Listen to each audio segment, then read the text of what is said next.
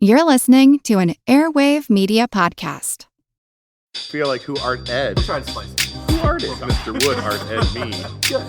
Either way, it's ambiguous. It works on so many levels. I know. That's off to a great start. Welcome to Who Arted, weekly art history for all ages.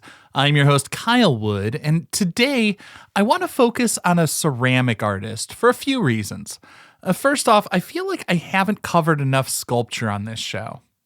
It's funny, it feels like every kid is thrilled to work with clay in art class, and yet somehow as adults, many start to shift ceramics into a category of functional craft rather than fine art.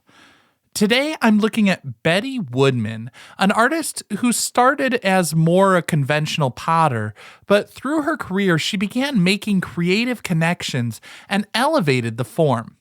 I also wanted to give a quick mention that for anyone who wants to learn more about methods of working with clay, though admittedly not quite at Woodman's level, I have an article called No Wheel, No Problem, focusing on tips and tricks and ceramic lesson ideas that don't require special tools.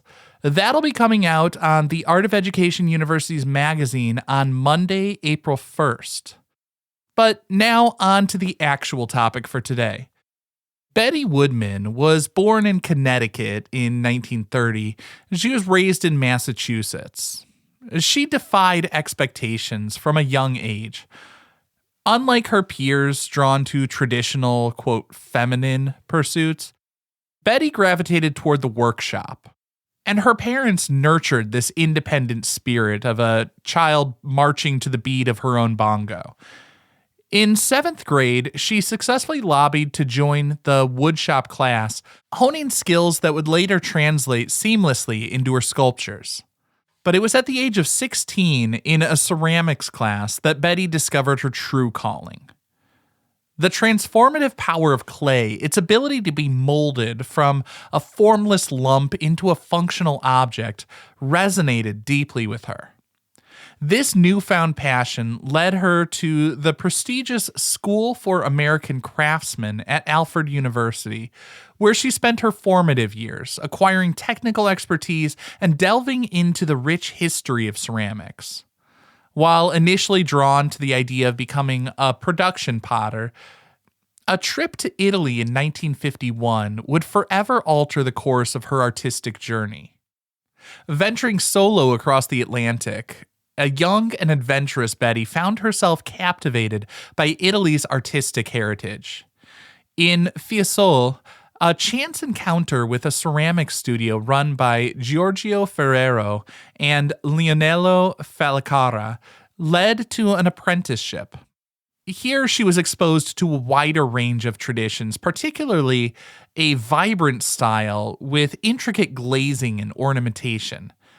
This experience challenged the functionalist approach she had been learning, igniting a fascination with the expressive potential of clay that would forever shape her artistic vision.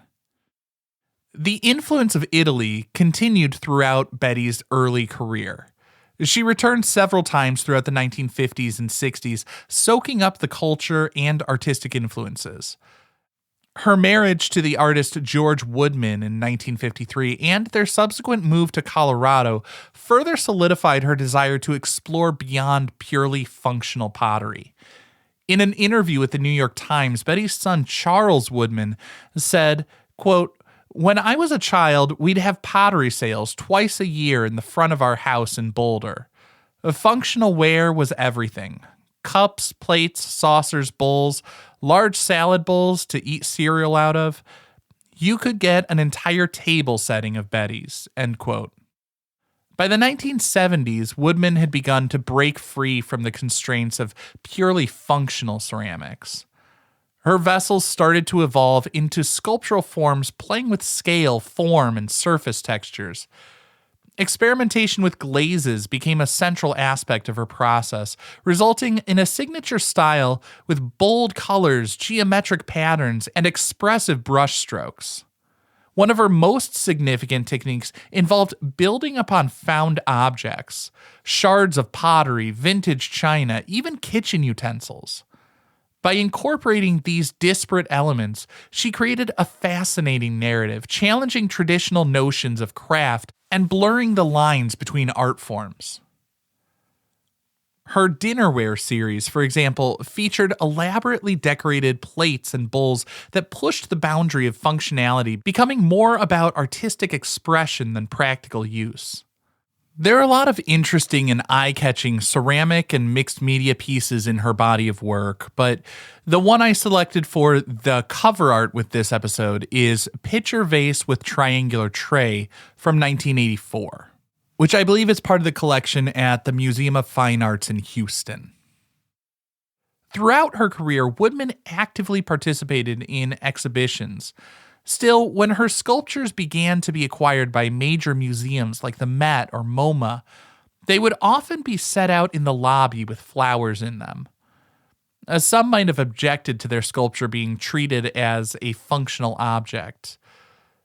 To Woodman, though, it seemed to be just fine.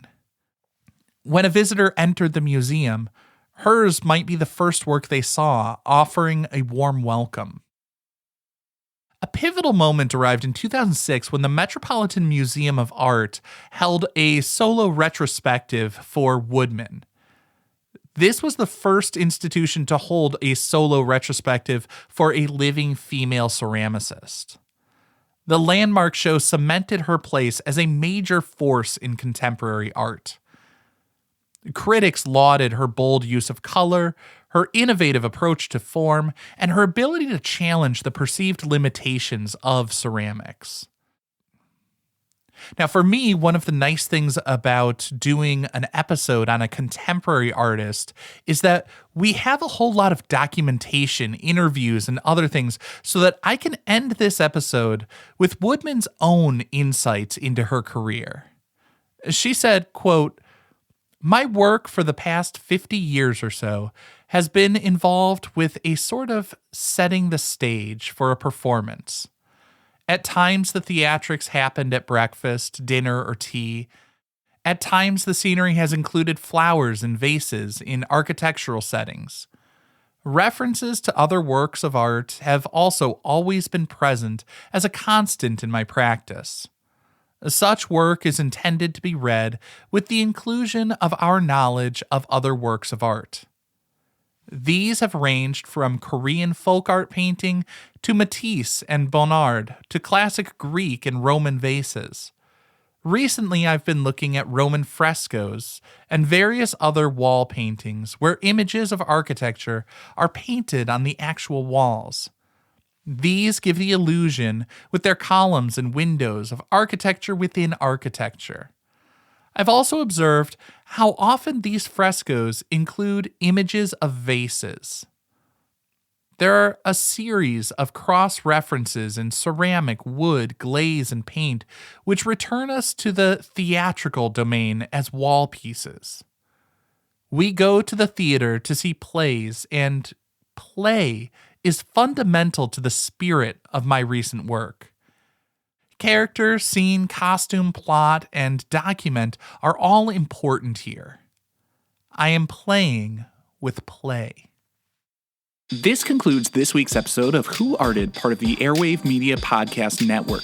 If you found this tolerable, please leave a rating or review on your favorite podcast app. You can find images of the work being discussed this week and every week on social media at Who Arted Podcast on Twitter, Instagram, and TikTok, and of course on the website whoartedpodcast.com.